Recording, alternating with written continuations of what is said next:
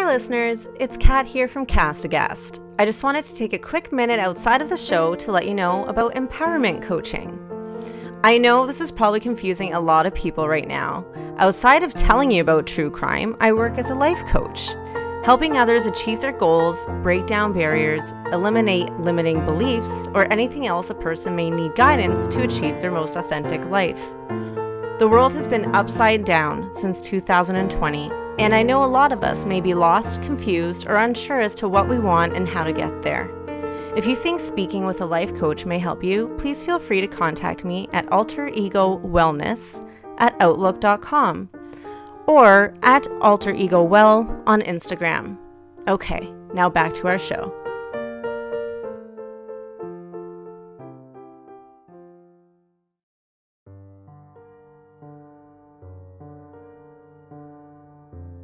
Welcome to another lovely episode of Aghast. We got zero closure for you today. We're like that one ex who just disappeared and you don't know why, because it's the 90s and you're in the early days of online dating. She never texts back. She never messaged again. Sounds like you're speaking from experience. No. So today we got yogurt. We got not believing it's yogurt. We got a .22 caliber pistol and interrogations. If you're thinking, wow, TCBY's marketing campaign just got extra serious, that would have been fucking hilarious. Do you like yogurt? No. Bam! Oh, why did you shut up? It's a .22. Now, get under the light. You're going to explain why you don't like yogurt. I like ice cream. That was funny. I'm lactose intolerant. Bam, bam. Alright, that's mean. Nope. Today we are talking about the yogurt shop murders in Austin, Texas. Oh dear, this is going to suck. So, get yourself some grain adult drink. Or whatever suits your fancy. Whatever tastes like hugs to you. And let's get right into it. I'm John. And I'm Kat. And this is Aghast.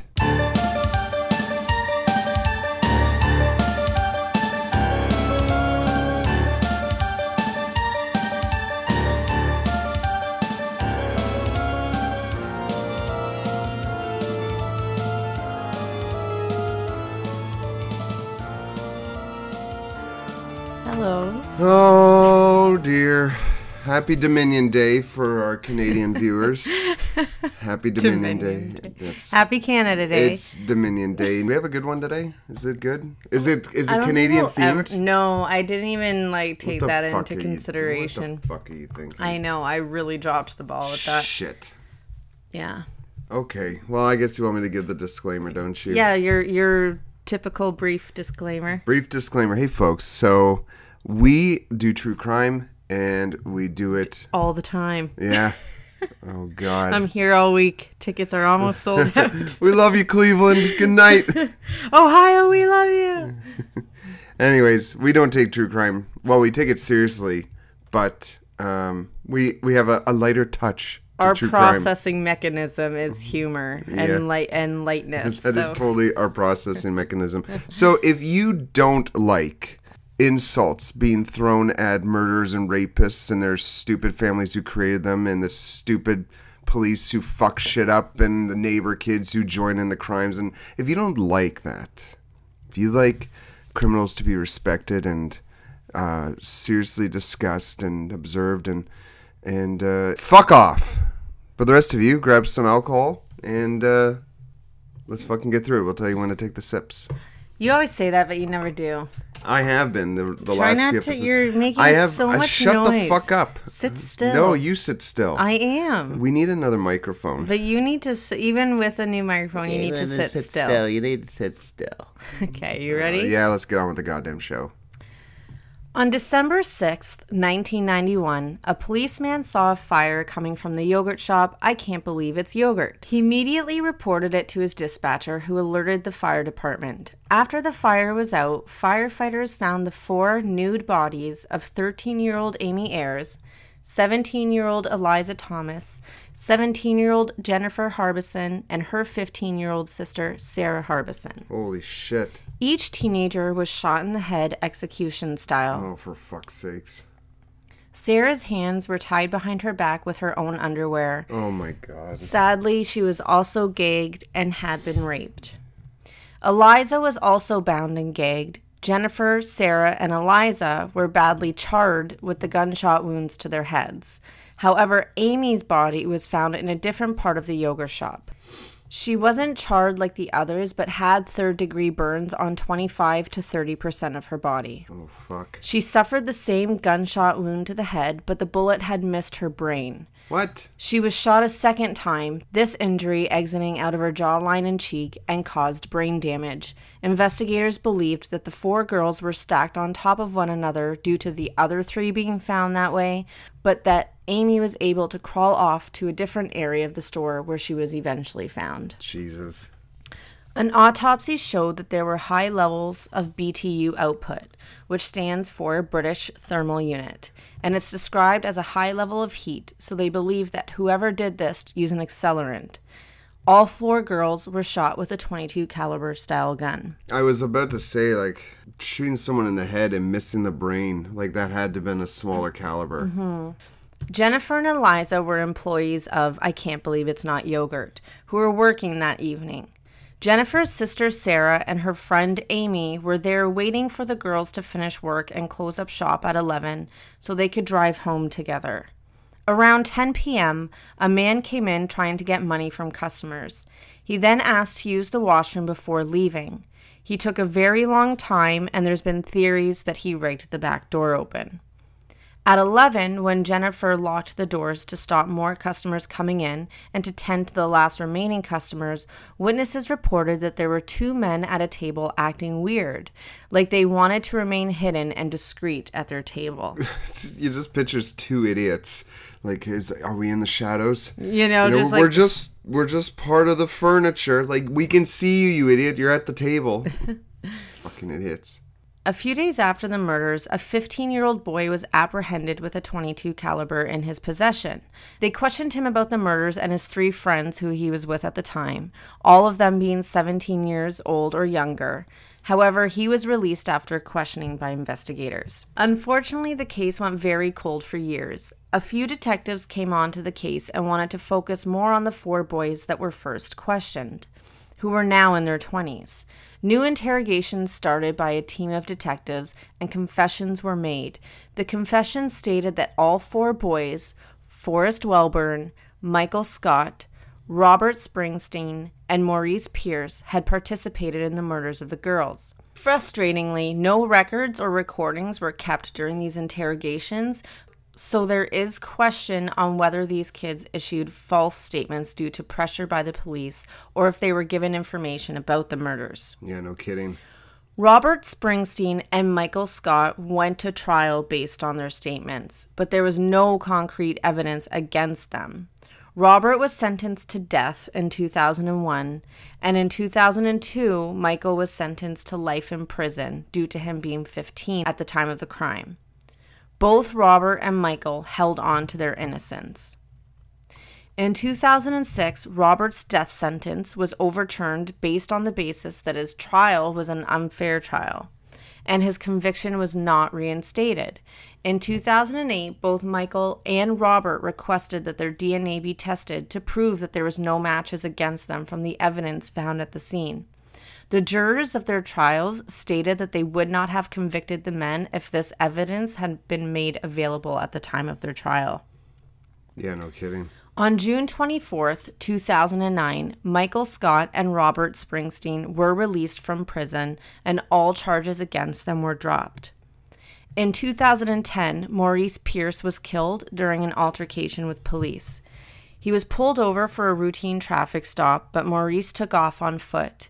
When police officer Frank Wilson finally caught up with him, the 2 struggled with one another. Maurice pulled a knife out on the officer and stabbed him in the neck. Holy fuck. The officer then shot and killed Pierce in self-defense. Officer Frank Wilson survived his wounds. Oh, good. Holy fuck. Forrest Wellburn was never tried for the case. A statement was released in February of this year, 2022, that DNA evidence was bringing investigators closer than ever to solving the case. Robert Springsteen later said that he was berated over and over again by police until he gave them what they wanted to hear. He stated that they broke him down. Michael Scott had a gun held to the back of his head during his interrogation, but the retired investigators says that he did that for demonstration purposes to jog the memory of what happened that night on the murders. Yeah, I was just helping him remember. Yeah.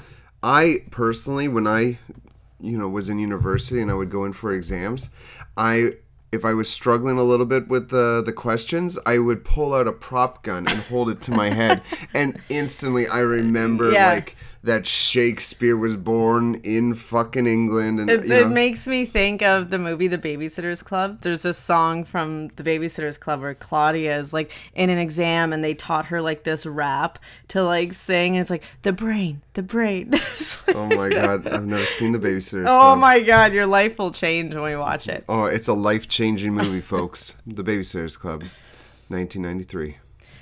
I think it was around that time, 93 or 95. It sounds like a 90s movie.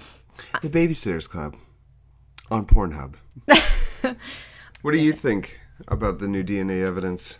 Well, I'm curious to know what the new DNA evidence will reveal. Sadly, as we know from what we've seen in documentaries, that people do give false confessions and that investigators can be unethical during their interrogations, especially in cases as brutal and tragic as this one. I feel like everyone in the community wants to see someone pay for it, and the investigators want to give the community that. I just don't understand. Like, I totally get torture, but I think I would only want to really torture someone who deserves the torture. Yeah. I have no proof that these fuckers did it, and I just don't understand the desire to just want to blame someone regardless of whether they're guilty or not, just to close the case. In a fact sheet reported by falseconfessions.org, they state that approximately 27% of the total number of exoneration cases involved a false confession. Wow. And if 10% of the 2 million men and women imprisoned in the United States are innocent, as estimated by the Department of Justice, then we can gather that as many as 50,000 of their convictions involved false confessions. At the time of this recording, this case remains unsolved. No, I fucking hate that. I think what is most important is that we still have those two unidentified men that were seen in the yogurt shop the night that the two men that were acting oddly at their table. Yeah. And I don't want to point fingers at potentially innocent people, but at the very least, it would be great if they could be found and interviewed, and maybe they have something they can add of value to the case. Yeah. But yeah, those are the girls, eh? Yes, these are the 4 girls. Jesus. And these are the them now. The guys that were... Yeah, that were questioned. There's a great documentary on Netflix that I believe is called False Confessions. Yeah? Yeah, and it's just like you see them. Like they're these, recorded confessions of people just saying they did it. But they're... what a lot of people don't know, or the police seem to allow them to forget, is that they're free to go when they're just being questioned, that they're free to go at any time. Oh, really? Yeah. They could be wanting to interrogate you. They can only keep you 8 hours. Oh, yeah. If you're not under arrest, they can only keep you 8 hours when you're just being interviewed. But you're free to go at any time.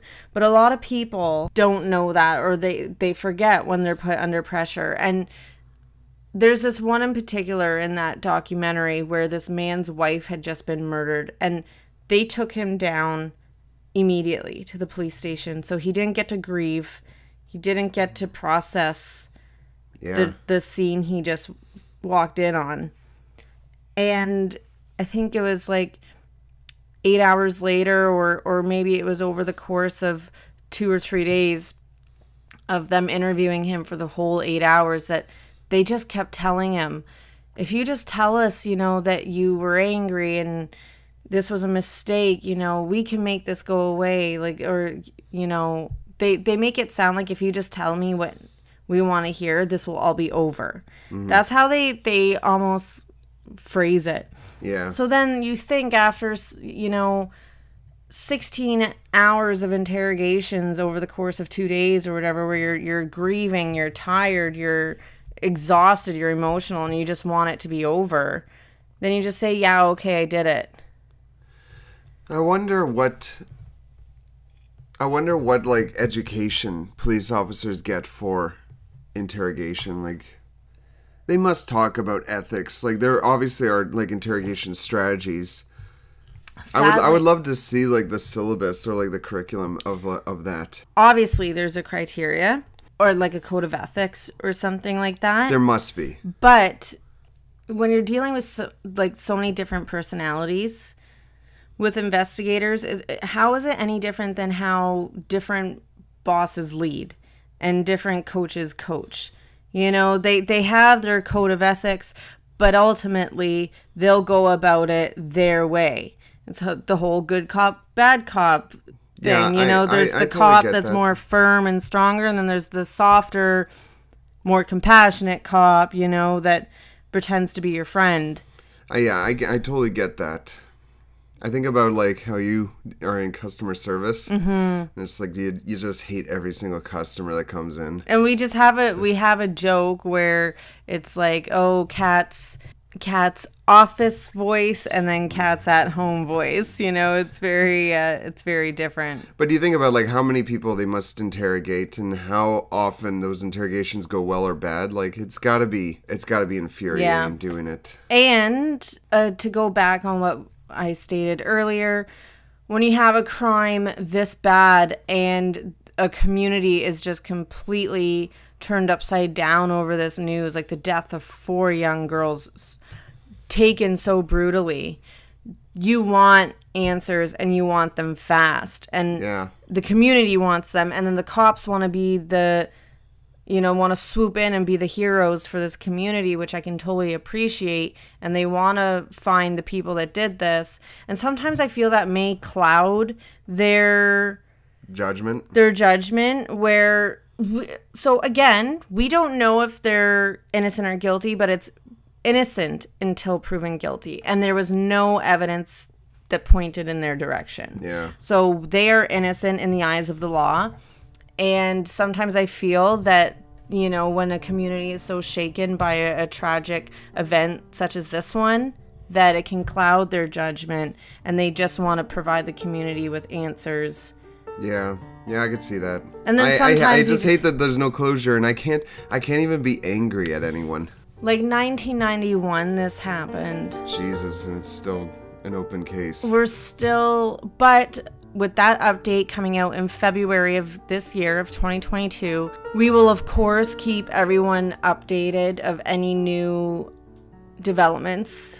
And I am hoping with today's technology, we spoke about it in previous cases with Ancestry DNA and those DNA testing kits, more and more DNA is in the system now that can be run, and you can find like relatives of murderers to, you know, solve cases. So I'm hoping that the right people are brought to justice for this case. Yeah.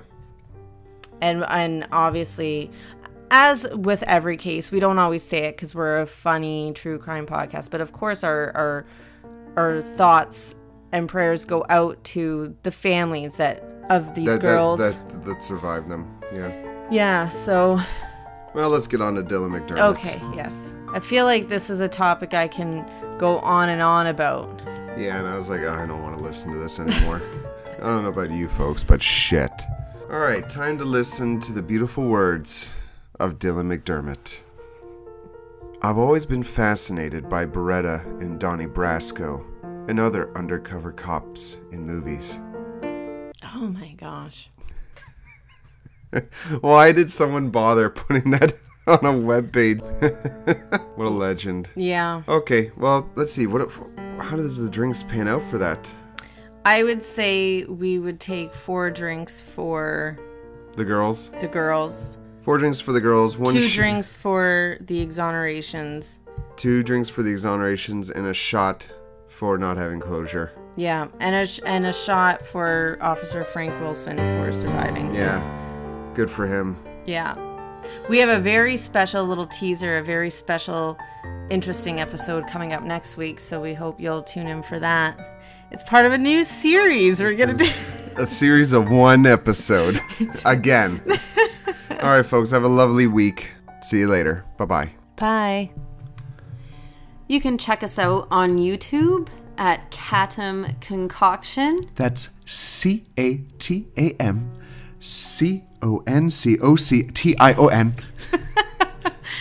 And on Instagram at cast_Aghast. Remember, there's a silent H.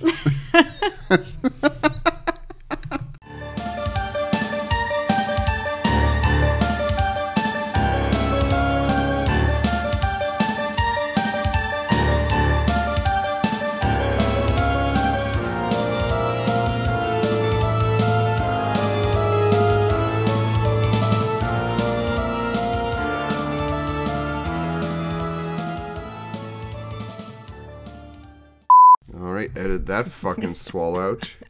Swallow-ouch. Fuck you. Hello. Jenna. Careful. Sit still. You sit still. They questioned him about the murders and his 3 friends. Oh, what the fuck was that noise? Frump.